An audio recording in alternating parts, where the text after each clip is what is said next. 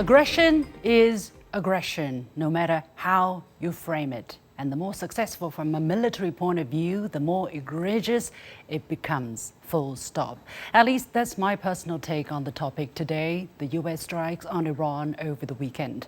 Make no mistake, that's what we are seeing. Operation Midnight Hammer is the name, smashing international law is the game.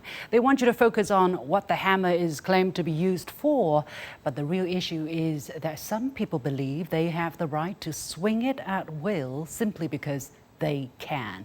And to come out on TV and publicly brag about how spectacular the whole thing was, and then have the audacity to call for peace, are these people living in another universe? So what triggered President Donald Trump to give the go-ahead? What might Iran's response be, and how would the potential closure of the Strait of Hormuz, as the media are talking about, affect the world? Welcome to The Point, coming to you live from Beijing with me, Liu Xin. Joining us today from Tehran, Iran, Fouad Izadi, Associate Professor of World Studies at the University of Tehran. From Istanbul, Anton Fediashin, Associate Professor of History at American University. From Madrid, Professor Zhang Chu from the School of International Relations and Public Affairs at Fudan University, and here in the studio in Beijing, Professor Jiang Gong, Vice President at the University of International Business and Economics, Israel. Welcome to The Point, to all of you. Let's take a look at China's reaction, of course, and China's permanent representative to the United Nations, Mr. Fu Cong, had this to say after an emergency session at the Security Council. Let's listen in. Let me say that China strongly condemns the U.S. military attack on the nuclear facilities in Iran, which I emphasize is under the IAEA safeguards. And we think this is a flagrant violation of the UN Charter and international law. And it has dealt a devastating blow to the NPT regime, which is a very important pillar of the international order. And let me also add that, yes, Iran is harmed, but also is harmed is the U.S. credibility as a country and as a party to any international negotiation. Jiang Gong, let me go straight to you here in the studio. What do you make of this statement? Is unusually strongly worded, right? If you look at the words that the Chinese ambassador have used, China strongly condemns the strike. It's a flagrant violation of UN Charter and international law. It's a devastating blow to the NPT regime, and it's also harming the U.S. credibility as a country and as a party to any international negotiation. Why is China coming out with such a statement? Well, I think I totally concur with what Ambassador Fu Cong has said. Every word in that statement is absolutely correct. This is, of course, is a violation of the UN Charter, in violation of a sovereign country's sovereignty and territorial integrity.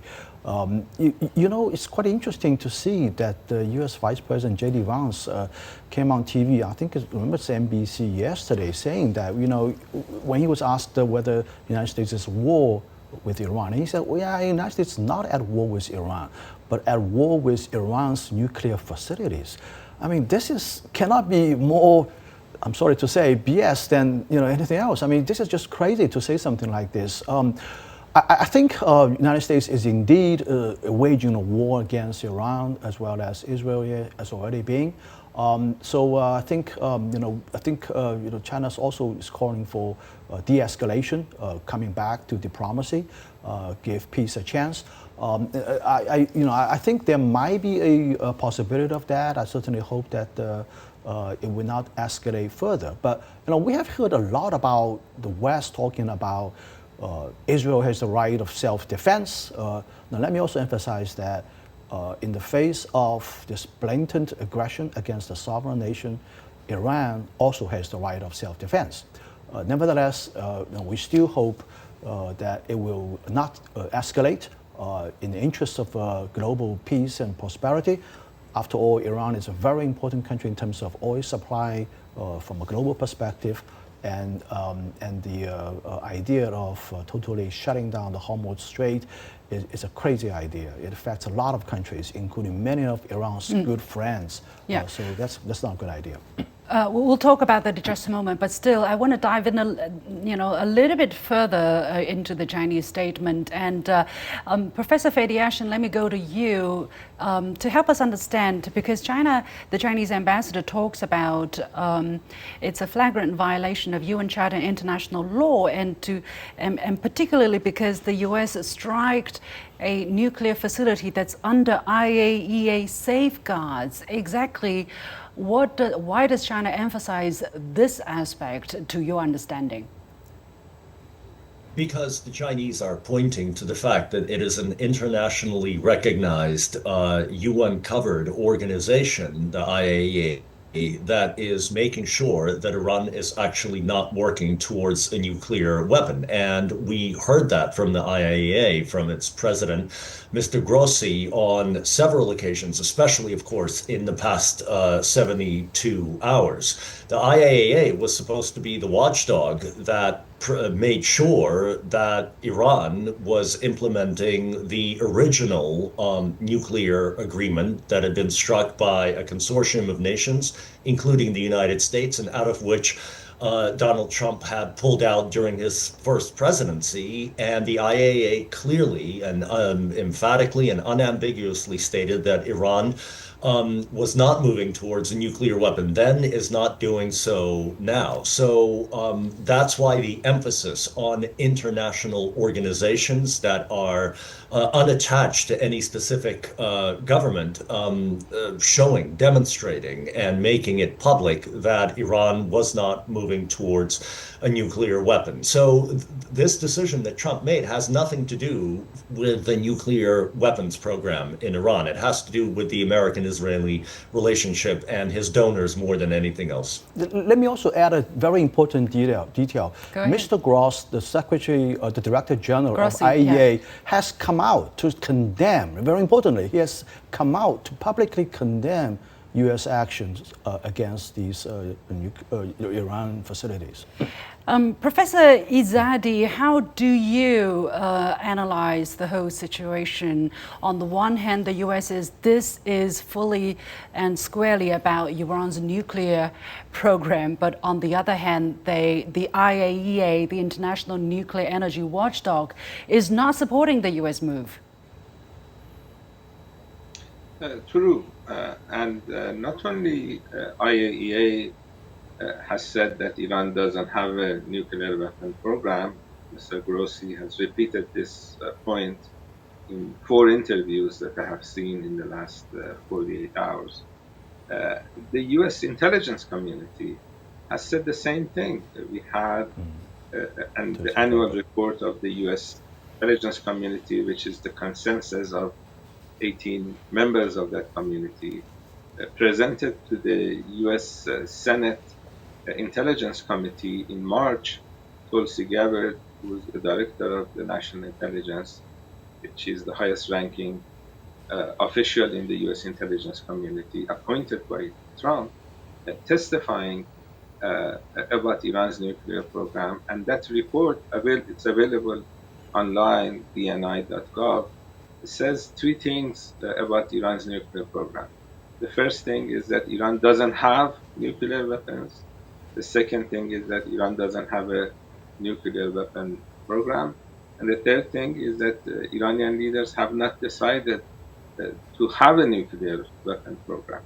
And for the United States to ignore its own national security and intelligence community report and give the foreign policy of the United States to Netanyahu, the man who is under indictment for genocide, and then attack Iran in the manner that we saw the other night, is obviously something that the world has to be concerned about, because if Americans can get away with attacking Iran, they will do this again to other nations. I think this is a signal to countries like China and Russia that we are madmen, so we can do anything, and this is not going to be good for humanity.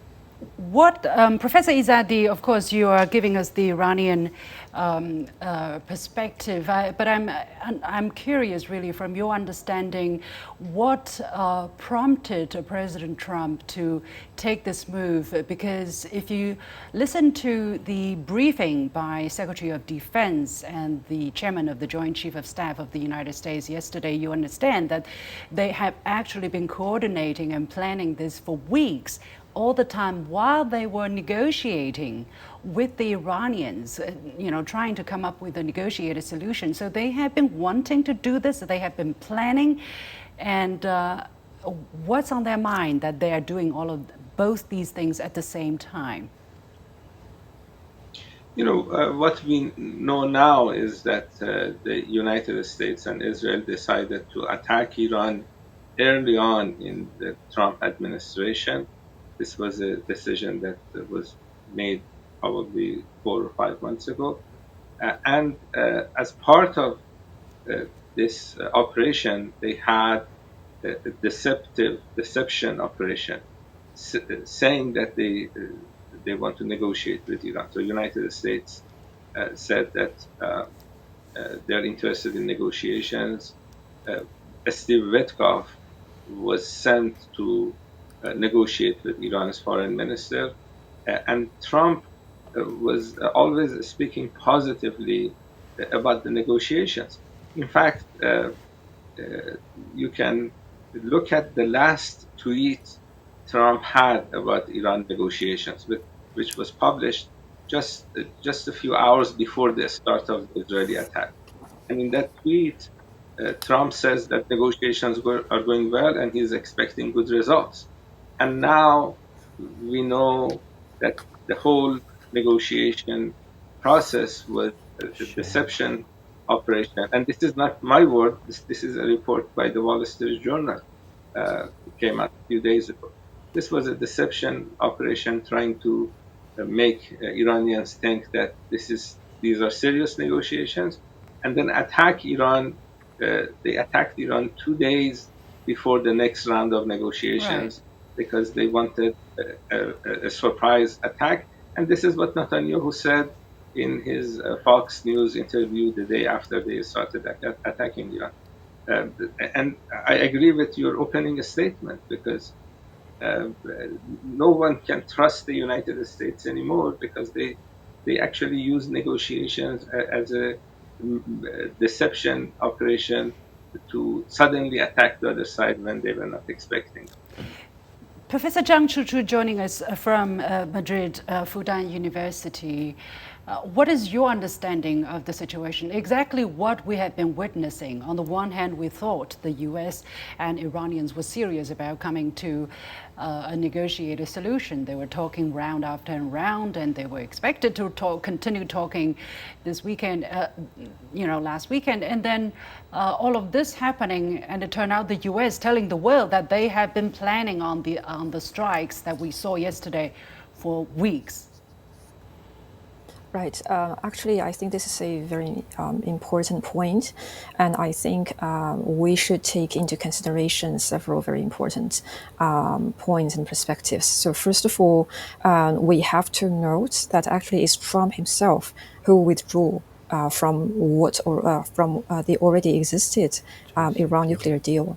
Right. So yeah, JCPOA, definitely. So at the moment, that is the issue here. So because he unilaterally withdrew this already existed deal, so that is why right now there lacks trust between the two sides. One is Iran, the other is the United States.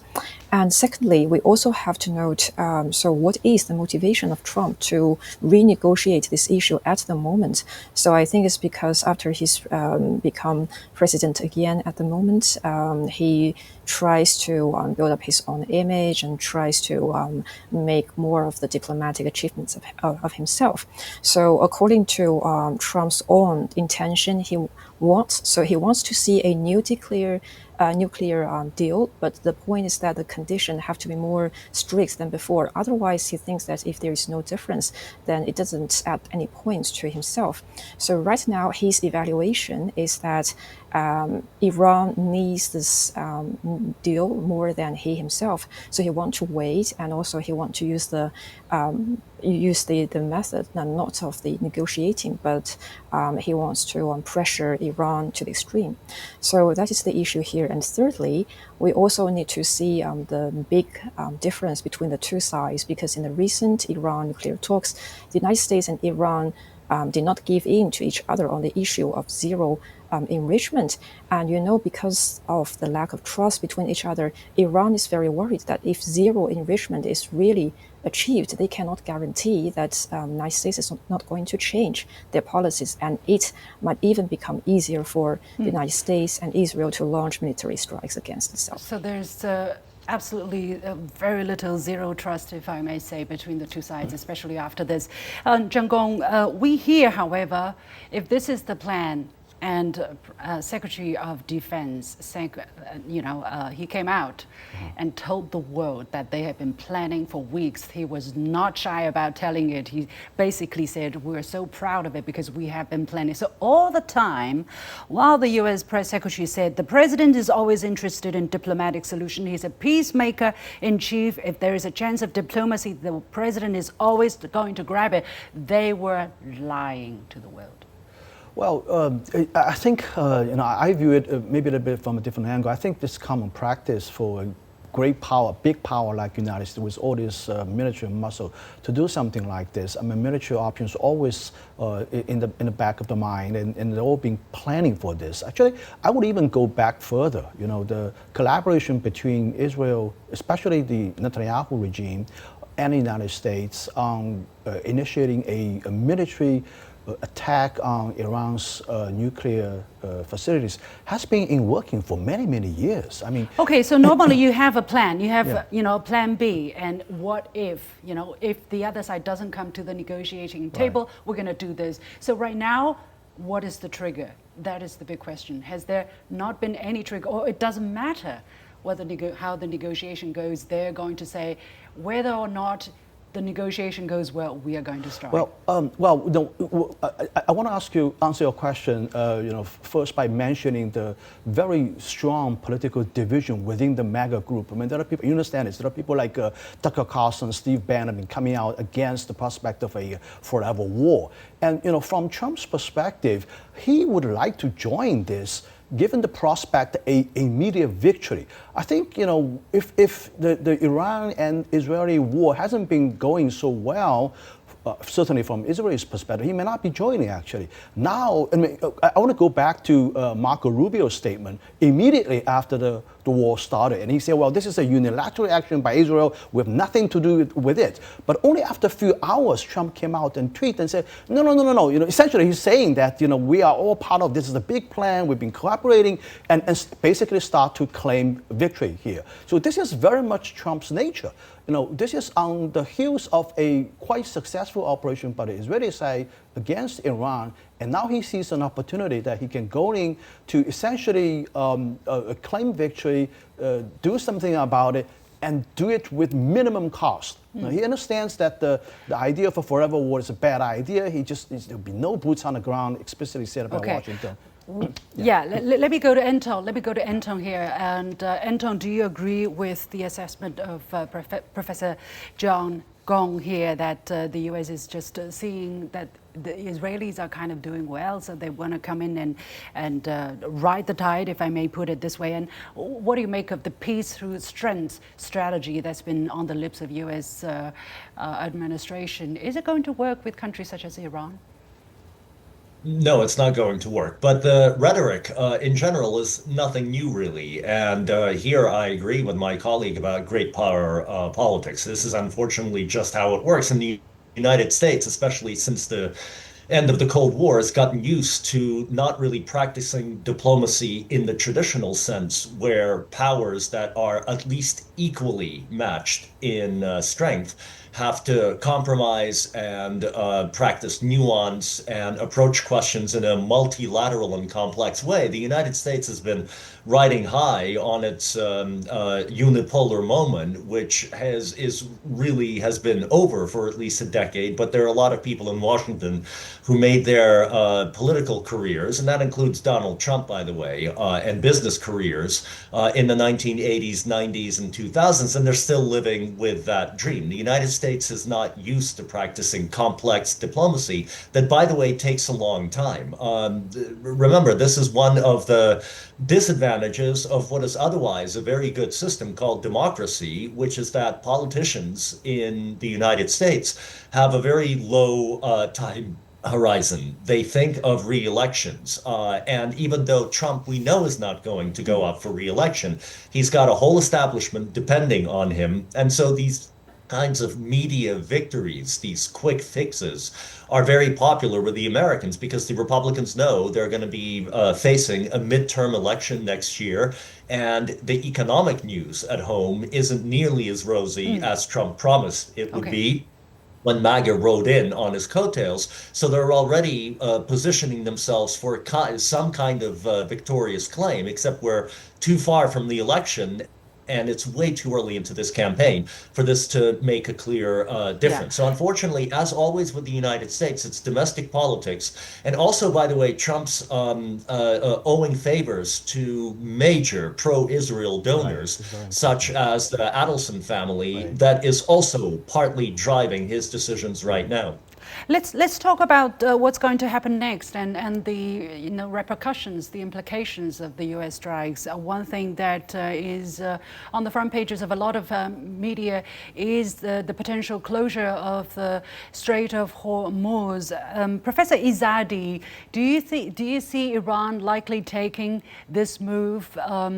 Someone is saying, Marco Rubio is actually putting pressure on China, saying China should urge Iran not to consider this option. What is your take of the kind of consideration that's going on in Iran? We have had more than 300 civilian deaths, most of them women and children, in the last 10 days. The country's infrastructure has been damaged. The Israeli defense minister publicly said a few days ago that this is about regime change, as he calls it. And we knew this from many years ago, because if they were worried about Iran's nuclear program, they would not leave the nuclear agreement. In the 2015 agreement, there were all assurances to make sure that Iran's nuclear program is peaceful. They left it because they were not worried about Iran's nuclear program, but they were interested in regime change, and now they are coming and publicly saying that. So Iran is under a lot of pressure with limited options to respond. So Iran is responding with ballistic missiles. There are a few options, the other options that Iran has, and one is closing the Strait of Hormuz. This is a war zone. As we speak, Iranian ports at the Strait of Hormuz and Persian Gulf are being attacked on a daily basis. And because Iran has very few options to respond, Iran may use this to either close it or levy a fee on the ships that are passing through. Iran is not a member of Convention on Law of Seas, neither is the United States. And during the wartime, under international law, coastal states have done similar things in the past. So there's precedents to take special measures during the wartime. So what would be the solution? Stop the war. This is what Iran's foreign minister has said, that if Israelis stop attacking Iran, Iran will do the same. But as long as there is war and as long as there is huge cost on Iran, Iran has no other choice but to use the few options that Iran has. So basically, Professor Izzadi, you are suggesting that Iran is likely to do that, but what kind of implications is that going to have on the international energy prices and the regional economy, not to speak to a lot wider range of countries that might be impacted? That is going to be Iran's second priority. Iran's first priority is going to be self-preservation. The Israelis and Americans have attacked Iran in the manner that you know, and with the few options that Iran has, the options may be between bad and worse. So Iran has been under pressure for 46 years, never used the option of closing the Strait of Hormuz, but the situation is much worse than what we have experienced in a decade. And this is, as I said, precedents. When you're at war, you take special measures, and then when war finishes, you go back to normal. Zhang Gong, you wanted to say here. Yeah, well, I don't understand this logic at all. I mean, the option like this would hurt maybe, United States very, very marginally. 1/3 of the oil going through this strait goes to China. 13% goes to Japan. I mean, these are the two countries that openly condemn Israel in the United States Security Council. And why would Iran do something like this to hurt its friends and countries that support it, right? So I think, I understand that Iran doesn't have much of an option here, but, to do something to hurt your remaining a few friends. Okay, Professor Izzadi. Yeah, Professor Izzadi, would you respond? Would you like to respond to that question from our Chinese friend here? Yes, China has been a friend of Iran, not Japan, but China has been a friend of Iran.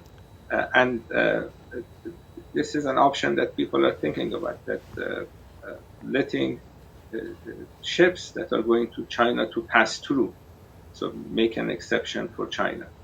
This is being debated as we speak. So stop the ships that are going to Japan, but let the Chinese ships or the ships that are going to China to go to. So we understand these things. We understand that our friends are worried. All the states around the Persian Gulf follow U.S. lead in their foreign policy. They're under the influence of the United States. Some people call them client states of the United States, with the exception of Iran.